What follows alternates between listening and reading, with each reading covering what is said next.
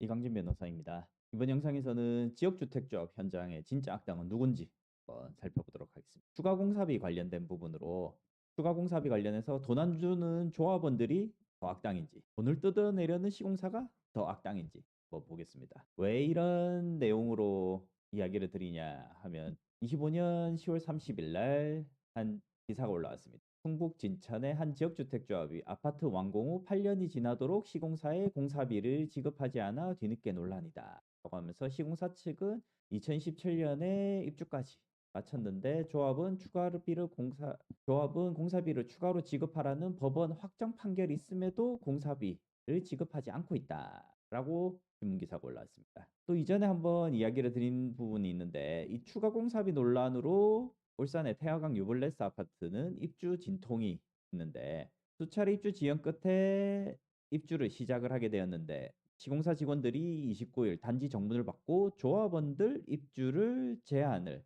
하였습니다. 시공사는 공사비 확약 담보 없이는 입주가 불가능하다라는 입장이다라는 것입니다. 어떻게 보면 시공사로서는 입주를 시켜줬는데 해당 조합과 같이 공사비를 법원 판결이 있음에도 지급을 하지 않는 경우들이 발생을 할 수도 있기 때문에 공사비를 지급하겠다는 확약이나 담보 없이는 입주가 불가능하다라는 입장입니다. 다만 이 부분에 대해서는 조합 측도 조합 나름대로 할 이야기들이 있겠죠. 어떤 것들이 있는지 뒤에 상세하게 알아보겠습니다.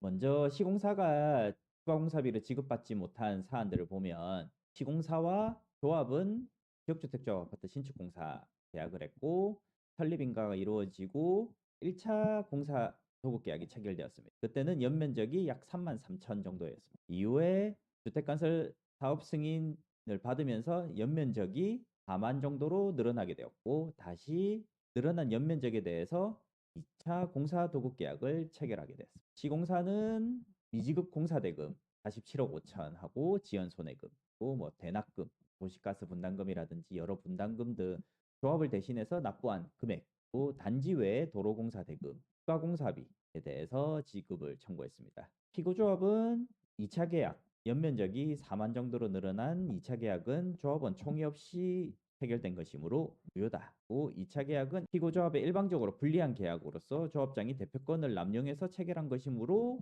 무효다. 그리고 원고가 주장하는 대납대금은 이미 지급한 사업비에서 집행이 되었다라고 다투었습니다.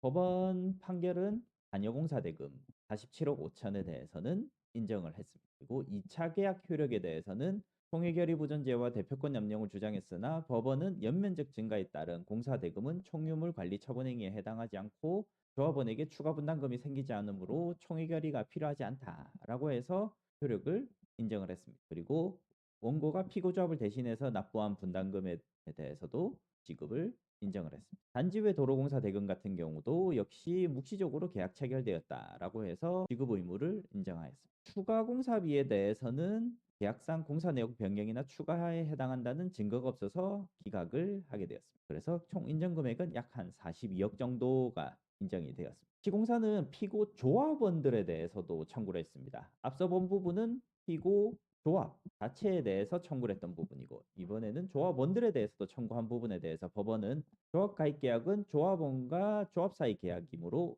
원고 시공사가 조합원들에게 직접 청구할 권리는 없다라고 판단을 했습니다. 그리고 채권자 대위권 조합을 대신해서 시공사가 조합을 대신해서 조합원들에게 청구를 하겠다라는 한 부분에 대해서도 별도의 조합원 추가 분담금이 납부 없는 것으로 약정을 했고 총회에서 추가 분담금이나 그 외 부담금에 대해서 결정을 한 증거가 없어서 기각을 하였습니다. 다만 8명에 대해서는 자백간주나 공시송달에 의해서 청구가 인용됐는데 대응을 하지 않아서 인용이 된 것뿐이고 이후에 2심에서 하위 권고로 해서 청구는 하지 않는 것으로 정리가 되었습니다. 이 부분은 2019년에 이루어진 판결인데 그 이후에 2021년에 대법원 판결로 주택조합은 민법상 조합이 아니라 비법인 사단에 해당하고 조합이 사업을 수행하면서 부담하게 된 채무를 조합의 재산으로 변제할 수 없게 되었다고 하더라도 그 채무는